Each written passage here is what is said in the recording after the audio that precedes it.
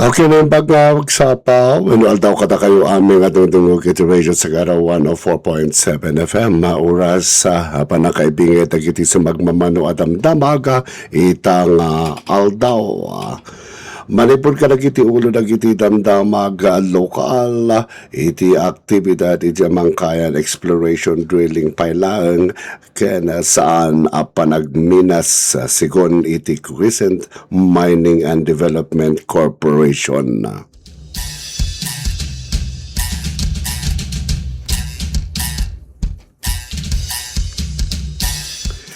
Iti dati mapangulo na kiti tamtamag lokal na nagayab iti panagkaykaysa ni Mayor Cesar R. Pas-Iwan may panggap iti issue iti CMDC Exploration.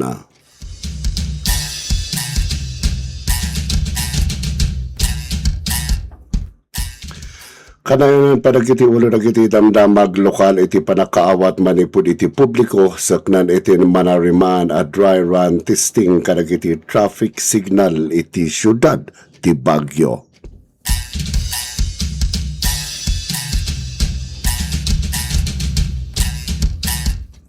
Manipud mat iti ulo nagiti damdamag national magnitude 6.5 agin gined na pasama ka manen sadyay Sarangani.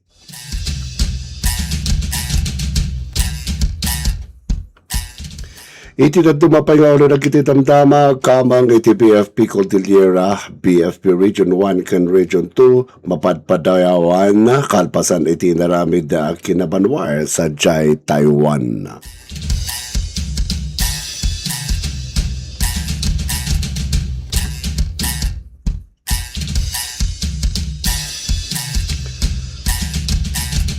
Manipon ba't ka nagiti detalye nagiti damdamag himpaganatgot ti Crescent Mining and Development Corporation CMDC iti naipatumpal presscon iti nga exploration drilling pailang kansaan panagminas iti agdamang aktibidad dagitoy itjay Mangkayan. Imbingay da iti nasaw nga exploration drilling kat na ipasidong iti CMDCS Exploration Work Program ngayon na probaran ti Mines and Geosciences Bureau MGB iti Agosto 28, 2025. Panggap ti nasaw programa mangurnong iti geological data para iti feasibility study. Input ng pa iti DC nga awan iti or maala awan ti daga ma-excavate wenno nalawa makali no di katumdas lang pang drill pads.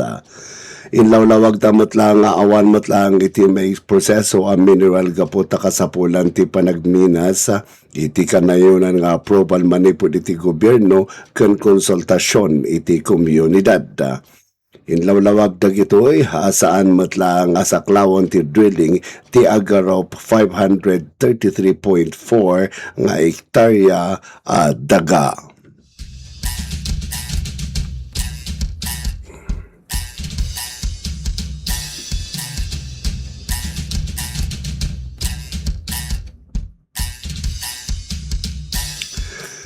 Iti na dumapay detalye iti tandamag iti Mangkayan Benguet inayaban ti Mangkayan Mayor Cesar R. Pas-Iwan iti panagkaykaysakan panang salimotmot iti kapya iti tunga ti agtultuli nga isyo may panggap iti exploration ti CMDC.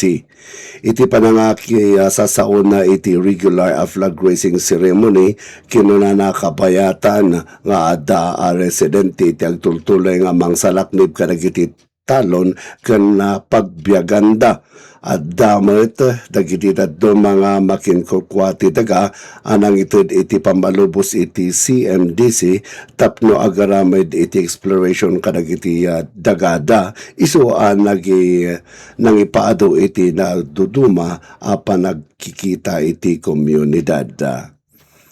Inawis ni Mayor Pas-Iwan dagiti landowners nga mangipalubos iti panakausar dagiti dagdaga para iti operasyon ti CMDC pag panunutanda no tultuloy wenno may patuloy dagitoy atulag ket ag serbi pa lang iti kaimbagan pagkaykaysa wenno panagkaykaysa ken kinatanggal ti entero a komunidad. No pa inawat na iti mimina kat mabalin amang ted iti pagbiagan kadagiti tattao. In pagganatgat na iti kapyaken pagimbagan dagiti umili iti mangkayan ti masapol a may paay iti kangatuan a prioridad.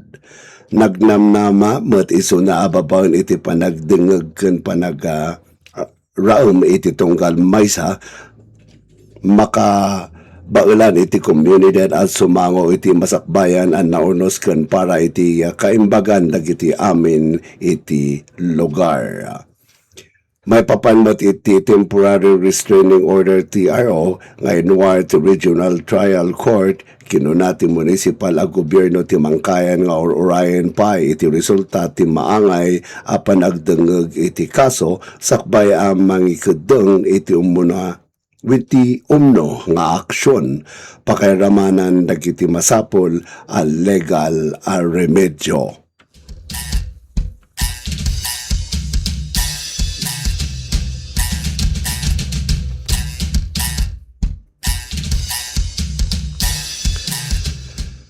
Kanay na ang dagiti detalye ti tamdamag agkit kidaw ni Baguio City Engineer Richard Lardizabal manipod iti publiko iti panakaawat ken anos da seknan iti manariman at dry run testing kadagiti sensor-based traffic signal ken iti pedestrian controller system.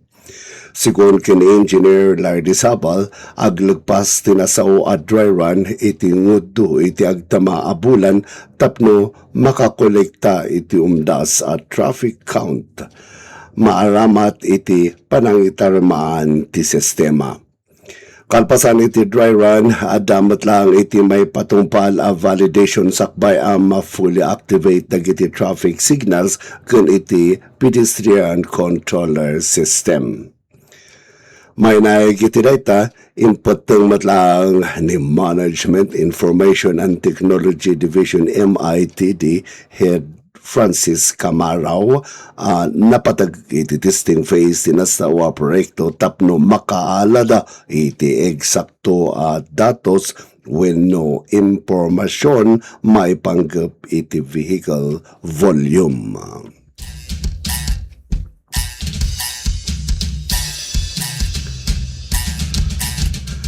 Malipod karikiti detalye matidamdamag nasyonal dinayag manen iti magnitude 6.5 agin ginid iti abagatan alao ti Balot Island, Sarangani, Davao Occidental iti July 14, 2026. Sigon iti Philippine Institute of Volcanology and Seismology PhilVox reported na pasamak iti ginginid iti pasado alas 11:49 iti malam muno iti rirabi. May sada ito'y tectonic nga daan iti kaunag at 10 kilometers. Kabayatan na awan ti manamnama apa nakadadaan ng posible ang mapasamak ti aftershocks.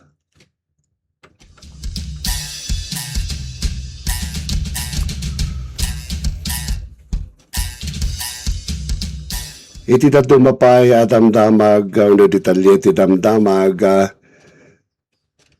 umawawat iti pambadayaw dagiti kamang ti BFP Cordillera the FO3 Samuel Angelo B. Fitero, FO3 Alfred Wayne Apolinar ken sa magmamano kadagiti kadakwada manipod iti BFP Region ken Region 2 kalpasan nga in pasada ti maysa at Taiwanese an naulaw iti kalsada sa Jai, Taiwan. Kalkalpas ti Emergency Medical Training Course dagitoy sa Jai, Taiwan iti June 29, 2026. Agsagsagana dagitoy iti panangawid da iti pagilyan iti nakita da amay sa tao na wanan iti puot, particular iti asidig nalatak a shopping district sa Jai, Taipei. Sigun iti salaysay dagiti na organisar iti programa in muna sinukimat dagiti bombero ti aglawlaw. Adda dagiti pagkat ken inawagan dati emergency services ti Taiwan.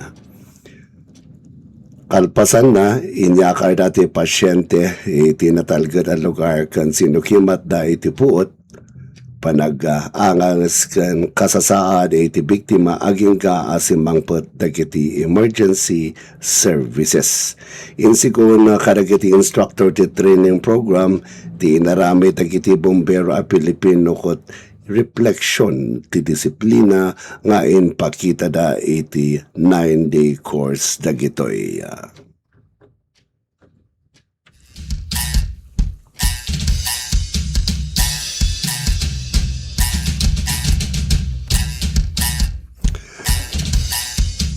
Dagita pala ang timaibing ito yung adamdamag kita nga aldaw na imbag nga sapawen aldaw kada kayo amin nga awan labas.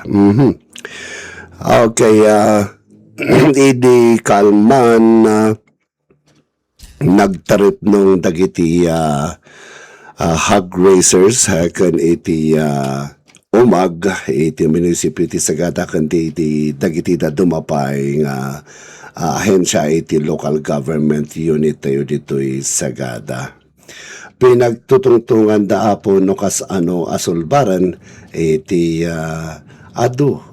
wenno iti sakit maiwarwaras iti munisipyo iti Sagada. Anyway, hangad dihol nga munisipyo Cagayam iti sumagmamanong barangay iti munisipyo ti Sagada. Awampay na ibaga, noan nga nga klaseng sakit iti mangpatpatay kadagiti baboy Cagayam.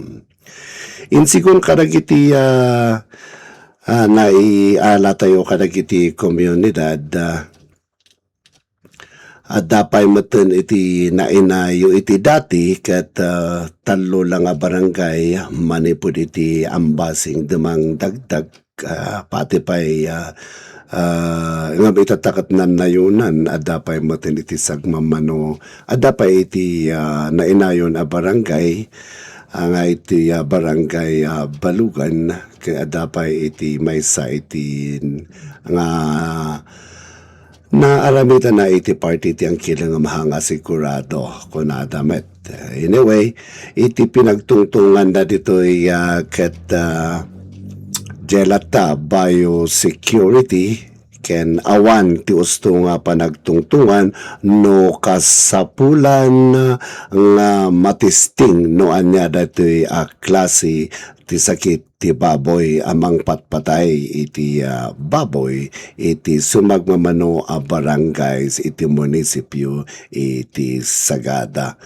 Awampay met may bagada no anya iti aramiden iti umagtayo andan sang kitkitaan kitkitaan ba wenno handan sang kayat nga agpatisting wenno ipatisting ti dagitoy matmatay baboy ditoy Sagada.